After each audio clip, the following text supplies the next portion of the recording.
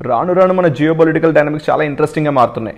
మొన్నటిదాకా ఇండియన్ శాంక్షన్లతో ఎక్కేస్తాం, టారిఫ్లతో తొక్కేస్తామన్న యుఎస్ ప్రెసిడెంట్ డొనాల్డ్ ట్రంప్ ఇవాళ వచ్చేసి ఇండియా మాకు చాలా మంచి మిత్రదేశము, నరేంద్ర మోడీతో నాకు చాలా మంచి ఫ్రెండ్షిప్ ఉంది, బట్ చైనా కారణంగా అనవసరంగా మాకు రిలేషన్షిప్ చెడిపోయింది అని చెప్పేసి కల్లిబొల్లి కబుర్లు చెప్పడం స్టార్ట్ చేశాడు. నిప్పు లేనిదే పొగరాదు అంటారుగా, అలాగే యుఎస్ ప్రెసిడెంట్ ఇవాళ మాట్లాడడానికి కూడా ఒక మెయిన్ రీజన్ ఉంది. యుఎస్ ఎకానమీ అన్నది రెసిషన్కి బాగా దగ్గరలో ఉంది అని చెప్పేసి మోస్ట్ రెప్యూటెడ్ ఆర్గనైజేషన్స్ అయిన యూబీఎస్ బ్యాంక్ అండ్ మూడీస్ అనే ఆర్గనైజేషన్స్ కన్ఫర్మ్ చేశాయి. ఈ యూబీఎస్ అనేది ఇన్వెస్ట్మెంట్ బ్యాంకింగ్ సిస్టమ్ అనమాట. ఇది కంటిన్యూస్గా యూఎస్ యొక్క ఎకానమీ డేటాను ట్రాక్ చేసి 93% ఆఫ్ ఛాన్సెస్ ఎకానమీ రెసిషన్లోకి వెళ్ళే స్కోప్ ఉంది అని చెప్పేసి డిక్లేర్ చేసింది.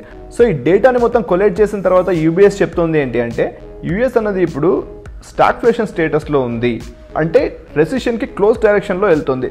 ఎప్పుడైతే గ్రోత్ రేట్ నీకు కాన్స్టెంట్గా ఉండడం కానీ లేదా నెగిటివ్ డైరెక్షన్లో కానీ వెళ్తూ ఉండి ఇన్ఫ్లేషన్ అనేది పెరుగుతూ వెళ్తే దట్స్ ఎ స్టాగ్ఫ్లేషన్.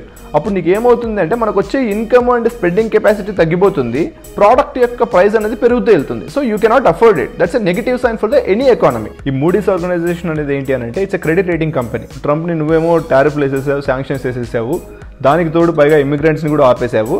ఇలాగే అయితే జాబ్ క్రియేషన్ జరగకపోతే ఆటోమేటిక్గా జీడిపి అనేది పడిపోతుంది. సో ఇదే డైరెక్షన్లో కొనసాగితే ఖచ్చితంగా రెసిషన్లోకి వెళ్ళడం పక్క అని చెప్పి కన్ఫర్మ్ చేసి మరీ చెప్తున్నారు. ఈ యూబీఎస్ అండ్ మూడీస్ ఆర్గనైజేషన్ మాత్రమే కాకుండా బ్యాంక్ ఆఫ్ అమెరికా కూడా సిమిలర్ కైండ్ ఆఫ్ వాయిస్ని రైజ్ చేసింది లాస్ట్ వీక్.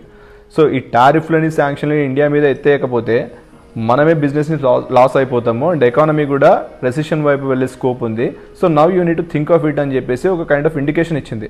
అందుకని ఇప్పుడు ట్రంప్ ఇండియాతో మళ్ళీ రిలేషన్షిప్ని రీబిల్డ్ చేయడానికి ట్రై చేస్తున్నాడు. అది మ్యాటర్.